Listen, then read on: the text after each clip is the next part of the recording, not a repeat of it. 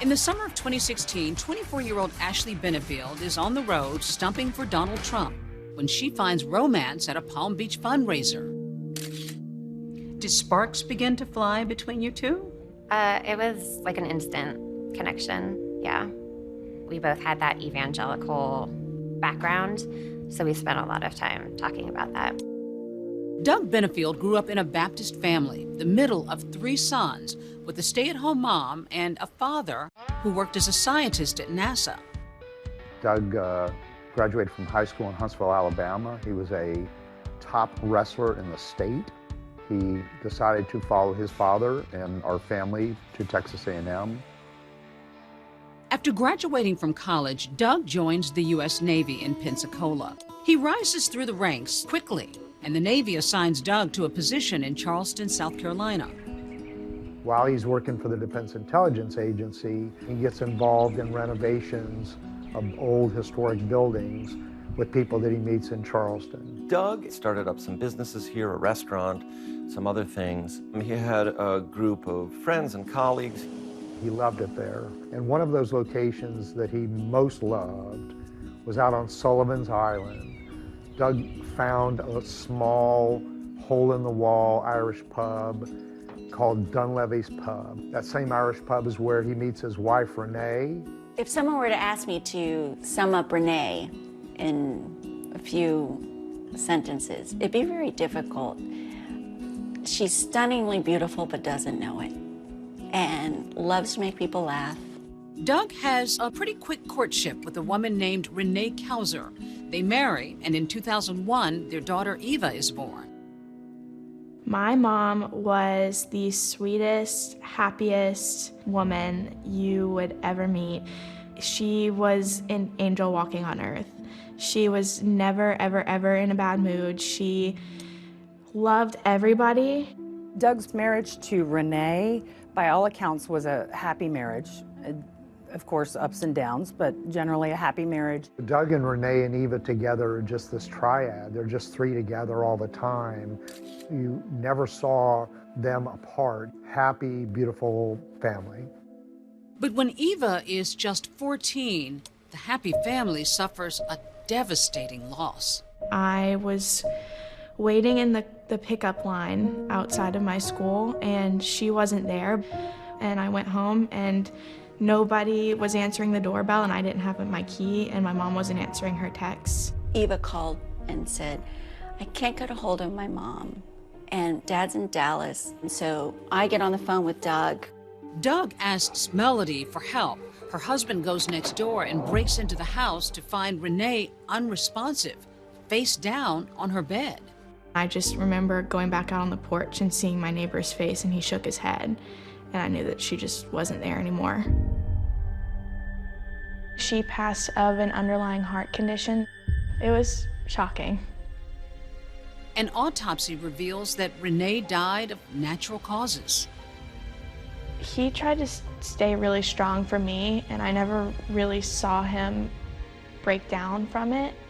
It was different, it was quiet in the house, it was just different. Then just 9 short months after her mother's passing, Eva meets a new woman in her father's life, Ashley Benefield. I heard about her on a Friday. I met her the following Saturday, and then Sunday, I was up in my room, and my dad came upstairs, and he said, Eva, we need to have a conversation, all 3 of us. And I said, no, I think the only thing that I would be interested in hearing is if you told me that you proposed to her. And as soon as those words came out of my mouth, he said, we're married. Yeah, it was a lot. Eva's not the only one blindsided by the quick marriage, which happened at a secret ceremony just 13 days after Doug and Ashley met.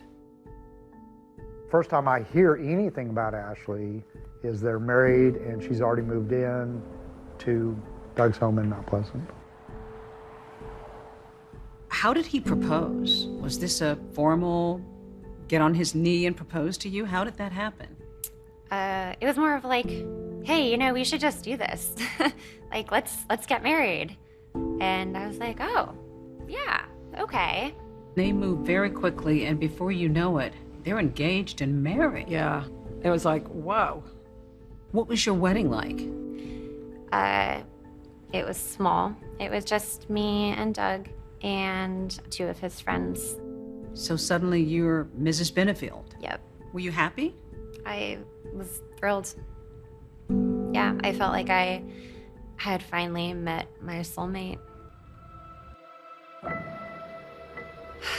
I think a lot of it had to do with Eva. He really sold me on the fact that she needed a mommy person to be there. And I guess I felt needed and wanted. But Eva, still grieving the loss of her mom, says she neither wanted nor needed a stepmom, especially one so close to her in age. The age difference between me and Ashley is 8 years. Anytime I hung out with her and we were shopping downtown, we would get mistaken as sisters. How did you get along with Eva? I think things didn't start off well because she didn't really find out until after we were married. It was like, oh yeah, Eva, this is my new wife. And it didn't go over well. I will just say this, he messed up. He messed up by jumping into a relationship and not inviting his daughter into it. That was, I think, a huge mistake. My dad seemed very excited and happy, and I also understood that he was grieving differently than me. Ashley and Doug are moving full steam ahead. They don't just want a romantic partnership, they want to be business partners. It seemed like we found something, once again, that we were both equally passionate about, so we just hit the ground running. But what Ashley and Doug don't realize is that both the romance and the business will soon self-destruct. You can't make promises and not live up to them.